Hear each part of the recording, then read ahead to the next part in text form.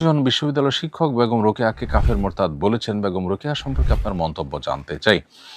প্রিয় দর্শক, বেগম রোকেয়া সম্পর্কে অনেক বেশি জানবার সুযোগ আমার হয়নি, তবে আমরা এই বিষয়ে জানাশোনার কাজটি শুরু করে দিয়েছি। হয়তো অচিরেই আপনাদেরকে আমরা বিষয়ে বিস্তারিত জানাবার সুযোগ লাভ করব। তবে তার একটা বই থেকে আমি পাঠ করছি। তিনি তার এক বইয়ে লিখেছেন, আমাদেরকে অন্ধকারে রাখিবার জন্য পুরুষগণ ওই ধর্মগ্রন্থগুলিকে ঈশ্বরের আদেশপত্র বলিয়া প্রকাশ করিয়াছেন। পরের প্যারা তিনি আবার লিখেছেন, তবেই দেখিতেছেন এই ধর্মগ্রন্থগুলি পুরুষ রচিত বিধি ব্যবস্থা ভিন্ন আর কিছুই নহে। আরও অনেক কথা তিনি এখানে লিখেছেন, আমি সেগুলো আর কোট করতে যাচ্ছি না।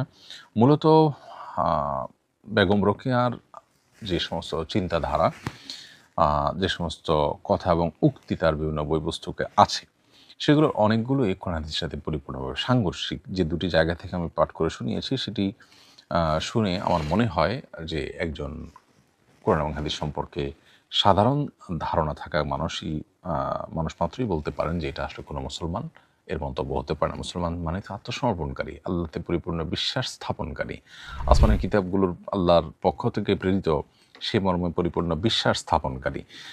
তিনি তার এই দ্বিতীয় পারার একটা পর্যায়ে বলেছেন যে মুনিদের বিধানে যে কথা শুনিতে পান, কোন স্ত্রী মুনির বিধানে হয়তো তাহার বিপরীত নিয়ম দেখিতে পাইতেন, কিন্তু স্ত্রী লোকদের সেরূপ যোগ্যতা কই যে মুনি ঋষি হইতে পারিতেন। যাহা হোক, ধর্মগ্রন্থসমূহ ঈশ্বর প্রেরিত কিনা তাহা কেহই নিশ্চিত বলিতে পারেন না। এই যে উক্তি, এই উক্তি আসলে আপনার ইমানের সাথে কখনো সঙ্গতিপূর্ণ হতে পারে না। তো তার বিষয়ে আরও বিস্তারিত মন্তব্য, বিশেষ করে কাফির মুরতাদ হওয়ার মতো মন্তব্য করার জন্য আরও পড়াশোনা করার প্রয়োজন, এবং এই বিষয়ে সংশ্লিষ্ট বিষয়ে যারা বিশেষজ্ঞ আছেন, ফতোয়া বিভাগগুলো আছে, তারা গবেষণা করে সুস্পষ্ট কোনো ফতোয়া প্রকাশ করবেন বলে আমি প্রত্যাশা করি দেশের বিজ্ঞ উলামা ইকরামের কাছে। কিন্তু আমার আলাপের অন্য একটা জায়গা আছে। একজন বিশ্ববিদ্যালয়ের শিক্ষক তার একটি মতামত ব্যক্ত করেছেন। একটি মতামত ব্যক্ত করার পর তার ব্যাপারে যে পরিমাণ নেগেটিভ মন্তব্য এবং তাকে যে পরিমাণ কোণঠাসা করা হচ্ছে, আমরা প্রায় সময় দেখি যে এর বিপরীতে, অর্থাৎ কোনো ধর্মীয় ব্যক্তিত্ব সম্পর্কে এরকম নেগেটিভ কোনো মন্তব্য যদি কেউ করেন, তাহলে সেক্ষেত্রে সেখানে আমাদের এই তথাকথিত সুশীলদেরকে দেখা যায় তারা মত প্রকাশের স্বাধীনতা হিসাবে সেটাকে দেখবার চেষ্টা করেন। তাহলে একজন বিশ্ববিদ্যালয়ের শিক্ষক তার একটি মত ব্যক্ত করেছেন, আপনি সেটা সাথে ডিবেট করেন বা সেটাকে অস্বীকার করেন, কিন্তু এর জন্য তার আপনি এক হাত নিচ্ছেন, তার 14 গোষ্ঠী উদ্ধার করছেন।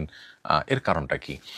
একটা সমাজে যদি কোনো আলেম সম্পর্কে বাজে মন্তব্য করলে সেটা কোনো দোষণীয় বিষয় না হয়, তাহলে এখানে একজন নারী যিনি সমাজ নিয়ে হয়তো ভাবতেন, তার ভাবনাগুলোর কতটা সঠিক কতটা বেঠিক সেটার উপরে কেউ একজন মূল্যায়ন করলেন বা তার মূল্যায়ন নিজস্ব মতামত তিনি প্রকাশ করলেন, কেন তার 14 গোষ্ঠী উদ্ধার করতে নামতে হবে? মূলত আমাদের শিক্ষাঙ্গনগুলো, বিশেষ করে বিশ্ববিদ্যালয়গুলো, এগুলোতে ইসলামোফোবিয়া এইভাবে প্রতিষ্ঠিত হয়েছে যে ধর্মপ্রাণ মানুষদের বুকের উপরে বসে তাদের টাকায় চলে এই প্রতিষ্ঠানগুলো ধর্মহীনতার চর্চা করছে এবং ধর্ম বিরোধী পরিবেশ সেখানে প্রতিষ্ঠা করছে, যেটা খুবই দুর্ভাগ্যজনক বাস্তবতা।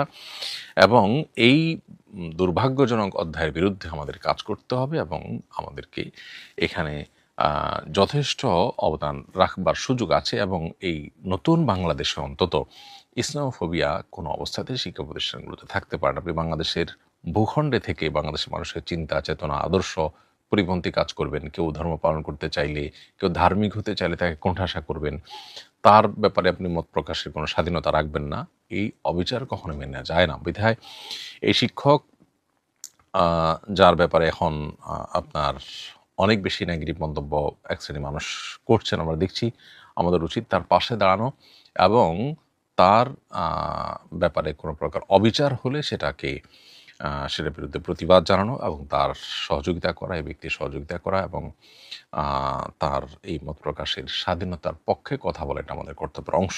আস-সুন্নাহ ফাউন্ডেশন, উম্মার স্বার্থে সুন্নাহর সাথে।